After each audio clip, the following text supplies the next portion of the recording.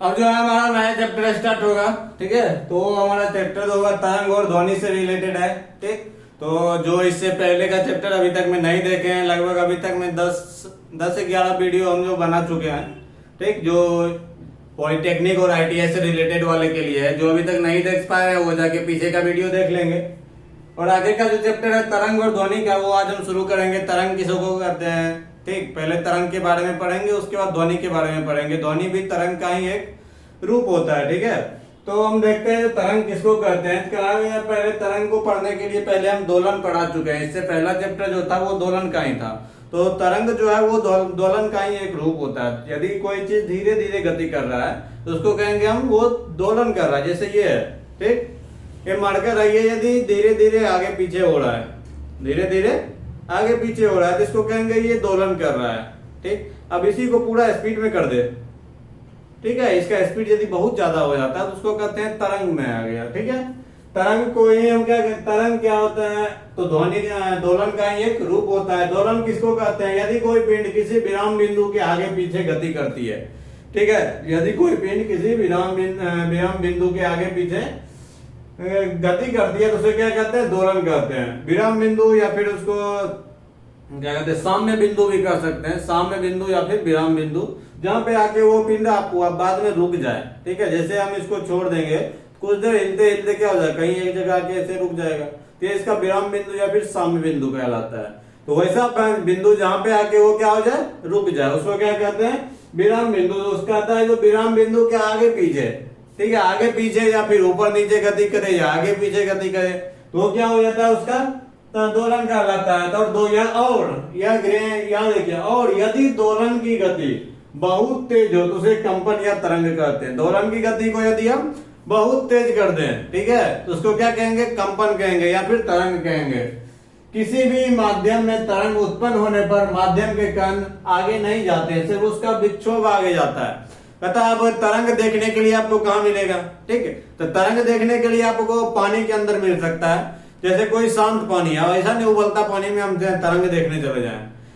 तरंग देखने के लिए आप कोई शांत पानी, कोई तालाब है जो शांत, तालाब में पानी शांत रहता है, तो तालाब में गए, तालाब में यदि आप कोई पत्थर फेंकते हैं तो तालाब में आप देखेंगे एक लहर टाइप से ऐसे ऐसे, यदि ये तालाब है, यहाँ पे आप एक पत्थर फेंके, ठीक है, तो ये जब पत्थर यहाँ पे गिरा तब देखेंगे ये पानी ऐसे ऐसे आगे बढ़ रहा है, इधर इस साइड ऐसे ऐसे आगे बढ़ रहा है।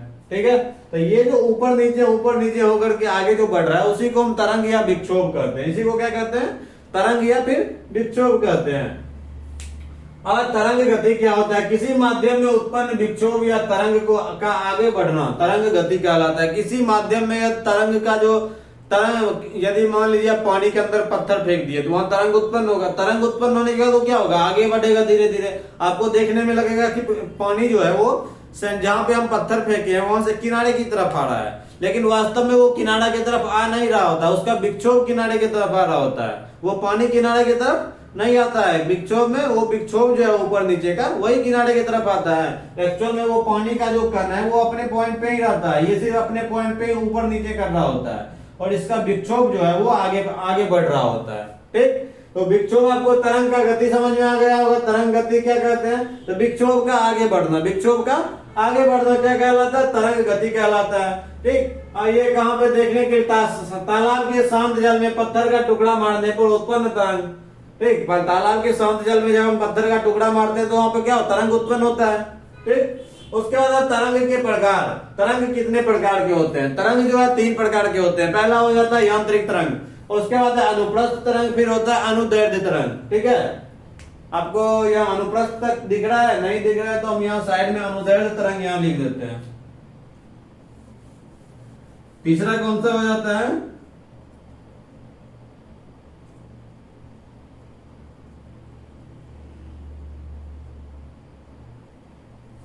अनुदैर्ध्य तरंग, इसको हम लॉन्गिट्यूडनल वेव कहते हैं।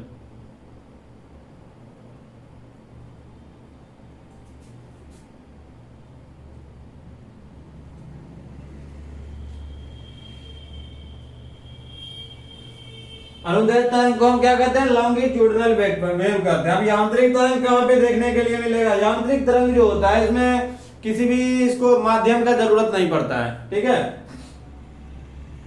उसके बाद बाहर अनुप्रस्थ तरंग और अनुदैर्घ्य तरंग। ठीक, अब इसको और डिटेल में हम देखेंगे। अनुप्रस्थ तरंग जो होता है वो उसका वेव जो होता है वो इस टाइप का होता है।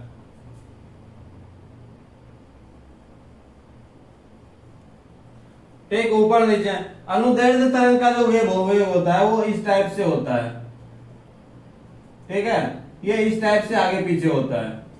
ठीक, अब इसको हम डिटेल में देखते हैं, जो सबका तीनों तरंग का जो डिफिनेशन और डिटेल में, अब इसके बाद हम उसको देखते हैं। अभी तक में यहां तक जो हो गया उसको आप लिख लेंगे।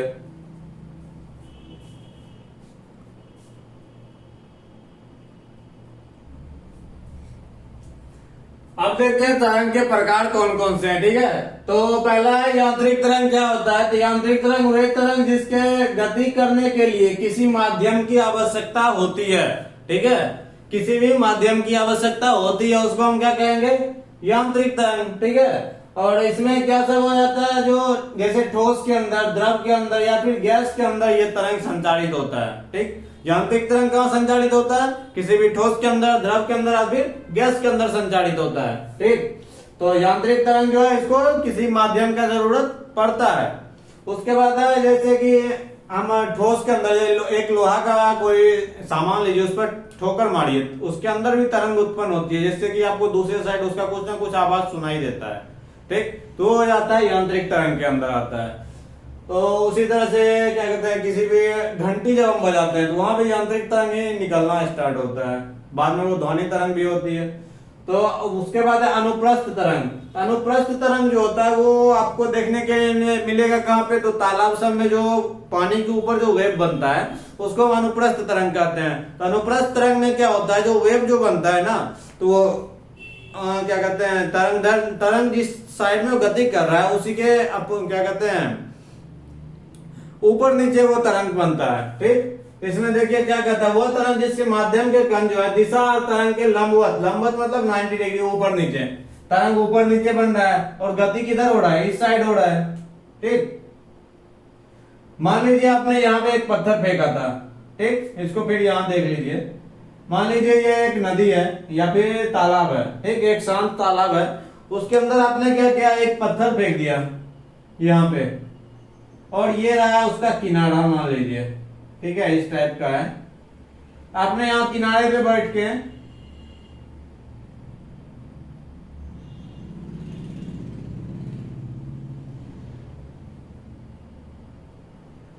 किनारे पे आप बैठे हुए हैं, वहां से क्या किया आपने, पत्थर फेंक दिया। तो पत्थर तो आपने यहाँ पे फेंका था, लेकिन इसका जो वेव चलेगा, वेव कैसे जाएगा? किनारे की तरफ, इस टाइप से। ठीक है, किनारे की तरफ, आपके तरफ जाएगा। ठीक, तो वेव जो इस तरफ जाएगा, जो ये वेव जो बन रहा है ये क्या लंबवत बन रहा है, जा रहा है इस साइड में, लेकिन वेव ऊपर नीचे हो रहा है। तो जिस साइड में जा रहा है उसके लंबवत बन रहा है, 90 डिग्री पे वेव बन रहा है। जो इस कंडीशन में जो वेव बनेगा उसको कहेंगे अनुप्रस्थ तरंग। वह तरंग जिसमें माध्यम के कण, माध्यम यहाँ पे कौन हो गया? पानी हो गया।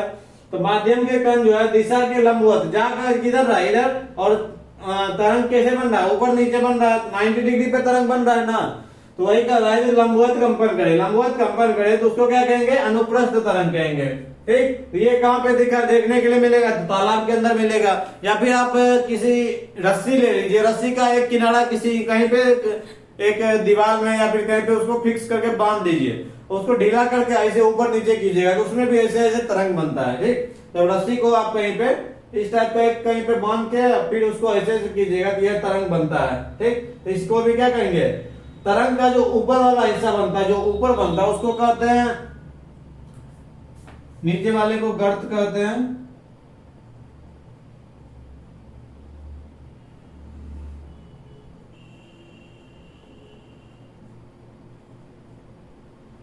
ऊपर वाले हिस्से को शीर्ष कहते हैं। ठीक है, ऊपर वाला जो हिस्सा होता है उसको शीर्ष या फिर क्रस्ट कहते हैं, शीर्ष या फिर क्रस्ट कहते हैं। और नीचे वाला जो हिस्सा होता है उसको हम गर्त कहते हैं। ठीक है, नीचे वाले हिस्से को क्या कहते हैं? गर्त कहते हैं।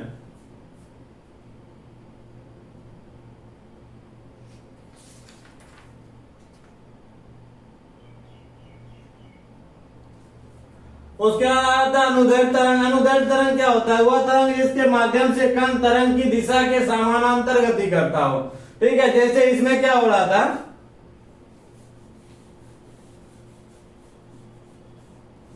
इसमें क्या हो रहा था, 90 डिग्री ऊपर नीचे गति कर रहा है 90 डिग्री पे, ठीक।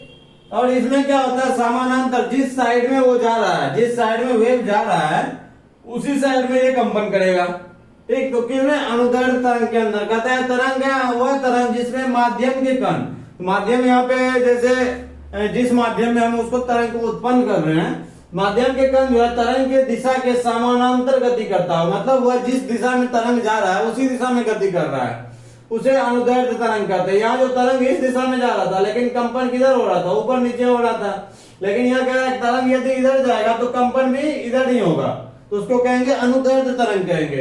अनुदैर्ध्य तरंग आपको कहाँ देखने के लिए मिलेगा, तो अनुदैर्ध्य तरंग आपको देखने के लिए मिलेगा किसी स्प्रिंग के अंदर। आप एक स्प्रिंग ले लीजिए, उसको ऊपर कैसे खींचिए फिर छोड़ दीजिए, तो स्प्रिंग देखिएगा वो ऐसे ऐसे ऊपर नीचे होता है, ठीक। तो स्प्रिंग का जो तरंग होता है वो ऊपर नीचे उसी रास्ते में बन रहा होता है, जैसे स्प्रिंग ऊपर जाता है तरंग उसका ऊपर बनता है, फिर नीचे आता है तरंग नीचे बनता है। तो इसमें और या फिर ध्वनि तरंग जो होता है, हम जिधर बोल रहे होते हैं, ठीक, तो ध्वनि का जो तरंग होता है वो भी अनुदैर्ध्य तरंग के अंदर आता है। तो यहाँ पे इसका जो तरंग बनेगा वो इस टाइप का बनेगा। तो बीच में जैसे कि यहाँ पे एक शीर्ष और एक गर्त बन रहा था, ठीक।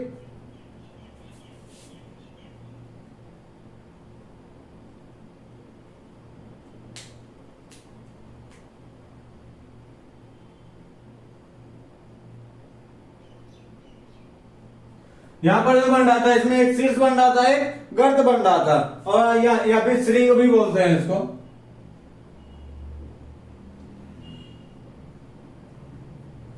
श्रृंग भी बोलते हैं। तो एक श्रृंग हो गया, दूसरा गर्त हो गया, और इसके अंदर यहाँ पे जो है एक सघन माध्यम बनता है, दूसरा विरल माध्यम बनता है। किसके अंदर, अनुदैर्ध्य तरंग के अंदर। किसके अंदर, अनुदैर्ध्य तरंग के अंदर, ठीक। तो यहाँ पर देखिए पहले क्या होगा, जब कंपन करेगा तो जहां पर सारे तरंग एक जगह कंपन करके जमा होता है वहां पर सघन माध्यम तैयार होता है, फिर जो बीच में एक विरल माध्यम तैयार होता है। तो यहाँ पर एक शीर्ष से दूसरे शीर्ष तक या फिर एक गर्त से दूसरे गर्त तक का जो दूरी होता है उसको हम क्या कहते हैं, वेवलेंथ कहते हैं। एक शीर्ष से दूसरे शीर्ष तक या फिर एक गर्त से दूसरे गर्त तक की जो लंबाई होती है उसको हम क्या कहते हैं, वेवलेंथ कहते हैं। जैसे कि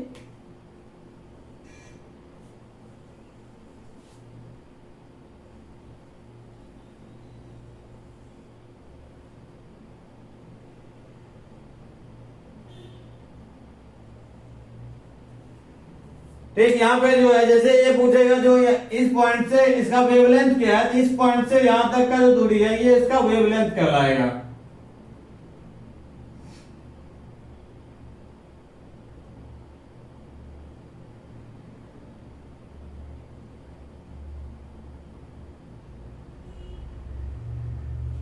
एक शीर्ष से दूसरे शीर्ष तक अथवा एक गर्त से दूसरे गर्त तक की जो दूरी होती है वो क्या कहलाती है, तरंग दैर्ध्य कहलाती है। उसी तरह इसमें एक सघन से दूसरे सघन माध्यम में एक विरल से दूसरे विरल तक क्या जो दूरी होगी उसी को हम क्या कहेंगे, वेवलेंथ कहेंगे। किसके अंदर, अनुदैर्ध्य तरंग के अंदर, ठीक है। तो अनुप्रस्थ तरंग क्या होता है, अनुदैर्ध्य तरंग क्या होता है ये समझ गए होंगे। अनुदैर्ध्य तरंग किसके अंदर आता है, अनुदैर्ध्य तरंग साउंड के अंदर आता है, ध्वनि के अंदर आता है, ठीक, या फिर स्प्रिंग के अंदर आता है।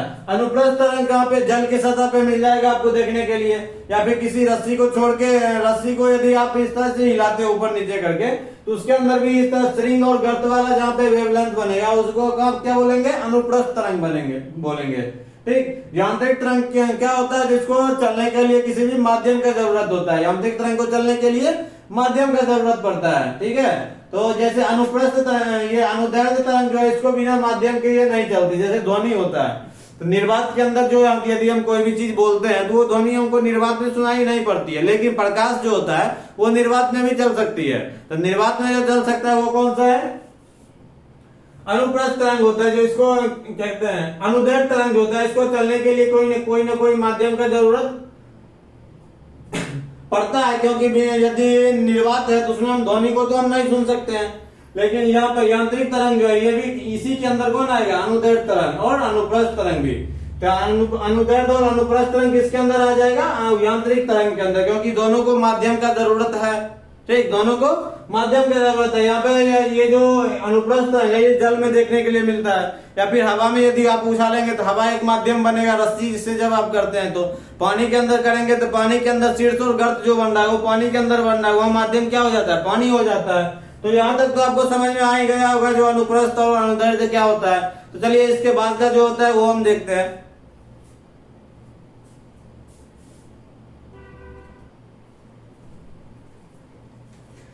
अब देखते हैं टॉपिक वाइज तरंगदैर्ध्य क्या होता है। तो तरंगदैर्ध्य का परिभाषा है माध्यम का कोई कण एक पूरा कंपन करने में जितना दूरी तय करता है उसको हम तरंगदैर्ध्य कहते हैं। तो माध्यम का कोई भी कण यदि एक पूरा कंपन करने में, पूरा कंपन का मतलब होता है यदि वो ऊपर के यहाँ श्रृंग से चला था तो वापस श्रृंग पे पहुंचने में, श्रृंग से चला था तो वापस श्रृंग पे पहुंचने में, या फिर गर्त से चला था तो वापस गर्त पर पहुंचने में जो समय लेता है, ठीक है, जितना दूरी वो तय कर लेता है उसी को तरंगदैर्ध्य कहते हैं। जैसे कि यहाँ पे ये श्रृंग है, ठीक है, और यहाँ पे ये श्रृंग है, तो यहाँ पे गर्त में ये गर्त है और ये गर्त है, तो यहाँ गर्त श्रृंग से चला और वापस श्रृंग पे यहाँ पे आया है, तो श्रृंग से चल के वापस श्रृंग पे पहुंचने में जो दूरी तय किया ये उसका तरंगदैर्ध्य हो गया।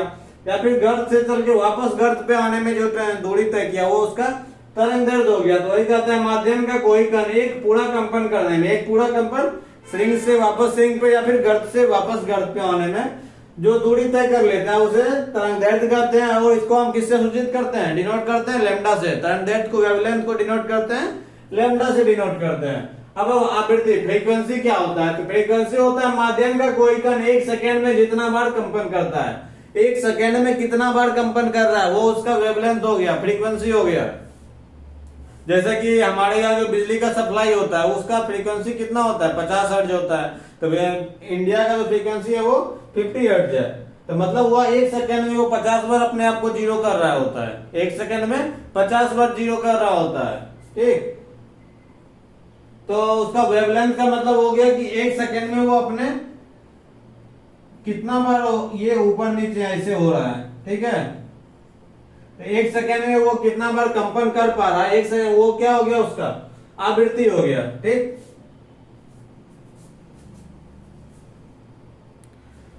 देख तो रहा आयाम, उसके बाद एम्पलीट्यूड आ जाता है। माध्य स्थिति के किसी एक तरफ कण का महत्तम विस्थापन आयाम कहलाता है। कहता है आयाम किसको कहते हैं, एम्पलीट्यूड किसको कहते हैं। ये जो है ये हो गया माध्य स्थिति, ये बीच वाला जो लाइन है ये माध्य स्थिति की लाइन है। इसके तरफ किसी एक तरफ या तो ऊपर या फिर नीचे, या तो ऊपर या फिर नीचे, किसी एक तरफ कण का जो महत्तम विस्थापन है, महत्तम विस्थापन का मतलब वो कितना ज्यादा ऊंचा तक जा सकता है, ठीक।